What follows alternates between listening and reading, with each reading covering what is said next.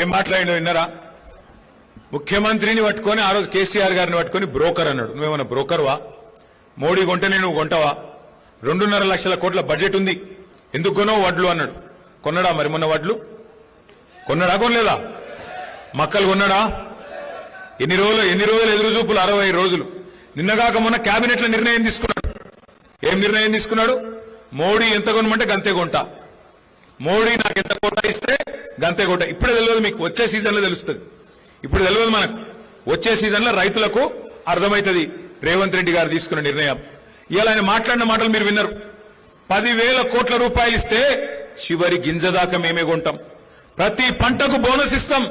పత్తికి బోనస్, శనగలకు బోనస్, కందులకు బోనస్, జొన్నలకు బోనస్, వడ్లకు బోనస్, మక్కలకు బోనస్, అన్నిటికీ 500 రూపాయల బోనస్ ఇస్తాం.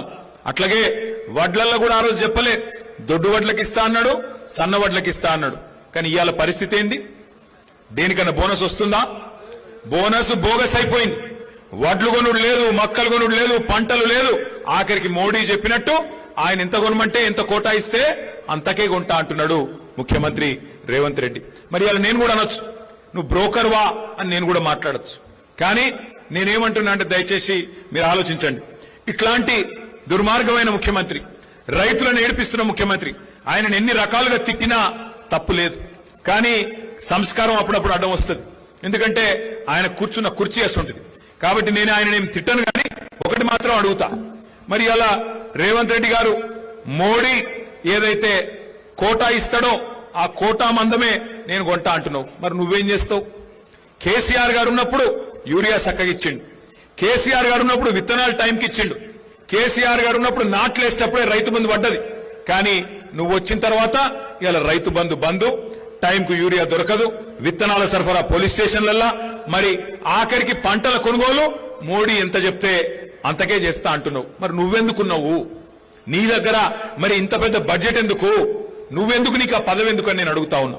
ఈ సందర్భంగా ఒక మాట మాత్రం పక్కా, కేంద్రం మీద ఇన్ని రోజులు డైలాగులు కొట్టిండు, చివరి గింజ దాకా కొనకపోతే యుద్ధం చేస్తా, పొడి చేస్తా అన్నాడు మొన్న ముఖ్యమంత్రిగా. ఇంతకుముందు చెప్పిన మాటలేమో ప్రతిపక్షంలో ఉన్నప్పుడు 2021-22లో చెప్పిండు. ఈ మధ్యన 4 డైలాగులు కొట్టిండు, అవి కూడా మీకు చూపెడతా.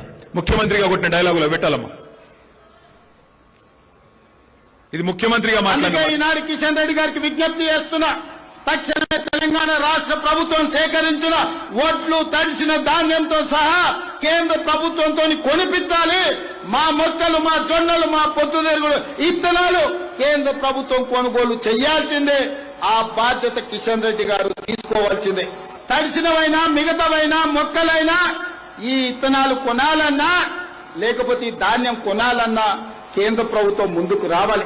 పంటల కొనుగోలు కూడా ఇందాక ఉత్తమ్ గారు చెప్పినట్లుగా కేంద్ర ప్రభుత్వం యొక్క విధి విధానాలకు అనుగుణంగానే తెలంగాణ రాష్ట్రంలో కూడా భవిష్యత్తు పంటల కొనుగోళ్లు ఉంటాయి. కేంద్ర ప్రభుత్వం యొక్క విధి విధానాలకు అనుగుణంగానే తెలంగాణ రాష్ట్రంలో కూడా భవిష్యత్తు పంటల కొనుగోళ్లు ఉంటాయి. అందుకే ఈనాడు కిషన్ రెడ్డి ఏమన్నాడు మొన్న? చివరి గింజ దాకా కొనాలి, కొనకపోతే కిషన్ రెడ్డి సంగతి చూస్తా, కేంద్ర ప్రభుత్వ సంగతి చూస్తా, ఇది చేస్తా అది చేస్తా అని చెప్పి తీస్మార్ ఖాన్ డైలాగులు కొట్టిండు మొన్నటిదాకా. ఇప్పుడేమంటున్నాడు? లేదు కేంద్రం మీద యుద్ధం చేస్తా, పొడి చేస్తా, నరికేస్తా అన్నాడు. ఇలా అదేం లేదు, ఆఖరికి నువ్వు ఎంత అంటే అంతనే బాంచనని చెప్పి ఇలా బుడ్డర ఖాన్ మాటలు మాట్లాడుతున్నాడు రేవంత్ రెడ్డి. అందుకే నేను అనేది, మనమే మళ్ళీ విజృంభిస్తే తప్ప, మనమే మళ్ళీ కదం దొక్కితే తప్ప ఈ ప్రభుత్వం మారదు, వాళ్ళ ఆలోచన విధానం మారదు. ఒక మాట మాత్రం నేను మీకు చెప్పాలా, ఇవాళ ఏ కాంగ్రెస్ వాడైనా, మీ ఎమ్మెల్యే నాగరాజ్ అయినా, రేవంత్ రెడ్డి అయినా, అందరూ ఒకటి అబద్ధం నేర్చుకున్నారు, మంచి డైలాగ్ నేర్చుకున్నారు. ఏమైందా, పథకాలు ఎందుకు అమలు చేస్తలేరు అంటే, మొత్తం అప్పులపాలైపోయింది, ఆగమైపోయింది, మేమేం చేస్తాం, మా చేతిలో షిప్ ఉన్నది, ఏం చేయాలి, ఏడికెళ్ళి చేయాలి అని మాట్లాడుతున్నారు. ఒక మాట దయచేసి మీరందరూ కూడా మనసుకి ఎక్కించుకోవాలి, ఊర్లలో చెప్పాలి, చర్చ పెట్టాలి. ఎస్ అనుకుందాం, ఒక్క నిమిషం నువ్వు మీరు చెప్పే అబద్ధం ఒక్క నిమిషం నిజమే అనుకుందాం. కేసీఆర్ అప్పులపాలు చేసిపోయిండు అంటారు మీరు. వెనకటికి ఎవడో ముఖం బాగా లేకపోతే అద్దం బల్ల కొట్టుకున్నాడట. అట్లా వీళ్ళు కూడా పాలన చేతగాక, పరిపాలించేది చేతగాక, నడిపే దమ్ము లేక, పథకాలిచ్చే తెలివి లేక ఇలా కేసీఆర్ గారిని బదనాం చేస్తున్నారు. కానీ ఒక నిమిషం మీరు చెప్పేది నిజమే అనుకుందాం, దబ్బన నిజమే అనుకుందాం. ఏం చేసిండు మరి కేసీఆర్ గారు? అప్పు చేసి 2,80,000 కోట్ల అప్పు చేసిండు కేసీఆర్. ఏం చేసిండు అంటే 1,00,000 కోట్ల రూపాయలు రైతుల ఖాతాల్లో డైరెక్ట్ గా వాళ్ళ ఖాతాలలోనే వేసిండు కేసీఆర్. స్వాతంత్ర భారతదేశ చరిత్రలో ఏ నాయకుడు చేయలే. 11 సార్లు రైతు బంధించి 70 లక్షల రైతుల ఖాతాల్లో 73,000 కోట్లు వాళ్ళ ఖాతాల్లోనే డైరెక్ట్ గా వాళ్ళు అడగకుండా, దరఖాస్తు పెట్టకుండా, దండం పెట్టకుండా, దఫ్తర్ కోకుండా డైరెక్ట్ గా వాళ్ళ ఖాతాల్లో వేసిన ఒకే ఒక్క నాయకుడు కేసీఆర్. 2 సార్లు రుణమాఫీ చేసిండు లక్ష.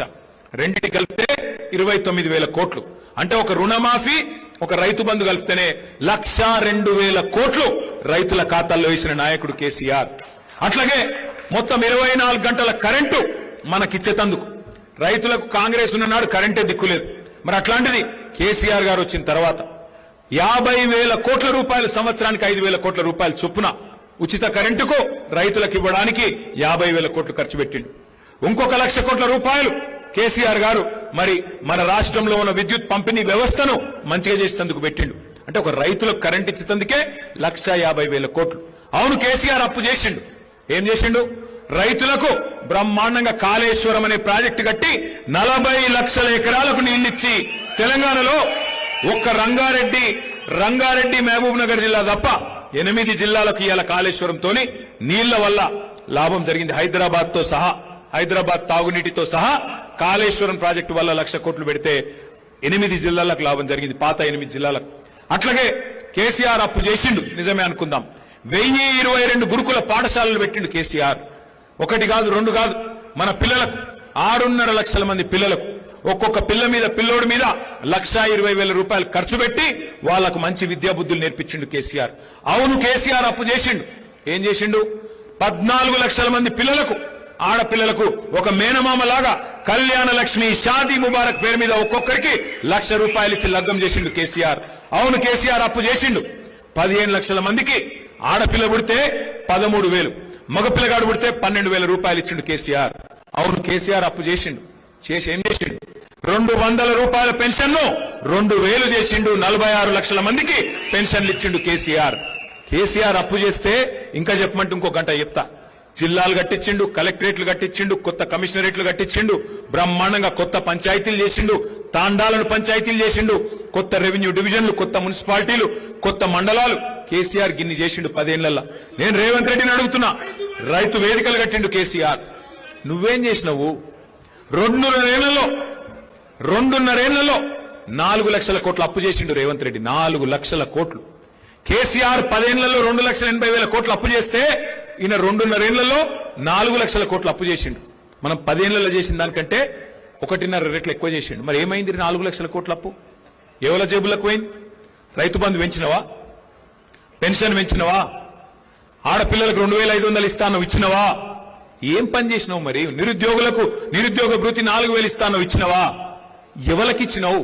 స్కూటీలు ఇస్తాను ఇచ్చినవా? కొత్త చెరువు కట్టినవా? కొత్తగా ఒక్క పని చేసినవా? ఎక్కడ పోయినాయి 4 లక్షల కోట్ల అప్పు? మరి